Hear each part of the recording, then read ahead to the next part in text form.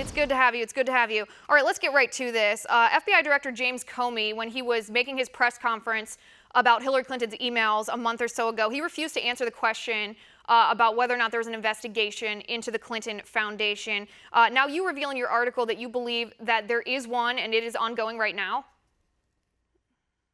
Yes, this is a bit of a game changer. Apparently, FBI field offices around the country have been tracking a variety of activities by the Clinton Foundation, its donors, and Secretary of State Hillary Clinton, and have been cooperating with the local U.S. attorneys. Those are federal prosecutors. And apparently, there are, in multiple cities, ongoing investigations as we speak of the Clinton Foundation. I've just been told it's most likely that those, and this is brand new that I'll be reporting later tonight, that it appears that some of those investigations are centered in Little Rock, Arkansas, Washington, D.C., and in New York City. Right, and so far we had only heard about the New York City one. Let me ask you this too, for information purpose. Where did you get this information? Because it hasn't officially been confirmed by the FBI or by the U.S. Attorney's Office. Yes, and the Justice Department also has declined to comment on it as well. We received this information from a senior law enforcement official who has direct access and direct knowledge of these FBI investigations.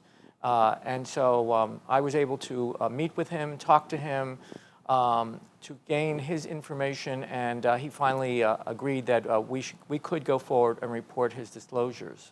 Right, for the good of the people at least. So this investigation, like I said, it's a joint FBI U.S. Attorney General investigation. What's the benefit of the U.S. Attorney General being involved here rather than just the FBI? Well, the U.S. attorneys are actually the prosecutors. They're the ones that will convene a grand jury. They're the ones that could seek an indictment. They're the ones that could actually call a trial in federal court. A lot of people are very confused. They don't realize that, yes, the Justice Department itself can investigate and can indict and can go to trial, but so can all of the U.S. attorneys that are all throughout the United States. We do understand that the New York attorney for the Southern District of New York is the lead U.S. attorney, and that the others are sort of feeding information to him.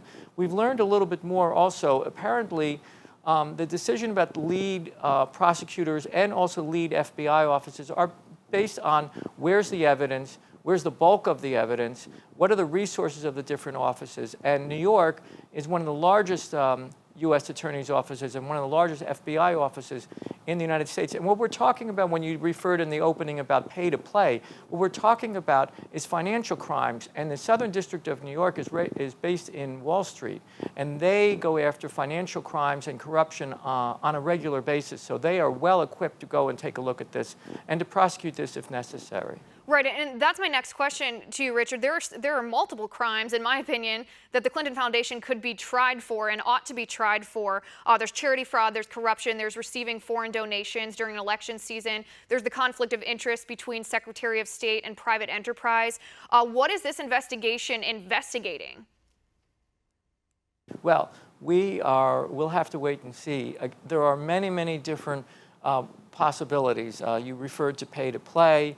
There's a whole question of donors giving money in the expectation of getting gifts or special privileges from Secretary of State Clinton. There's a whole range. You referred to a pay to play scheme. Well, there are many schemes, I think, that are involved. In fact, 64 members of the House of Representatives sent a letter just last month identifying two of those schemes, one involving a education company, a for-profit education company called Laureate Education, which not only received money as donations to the Clinton Foundation, but they themselves received a World Bank investment of $100 million while Secretary of State Clinton was in office.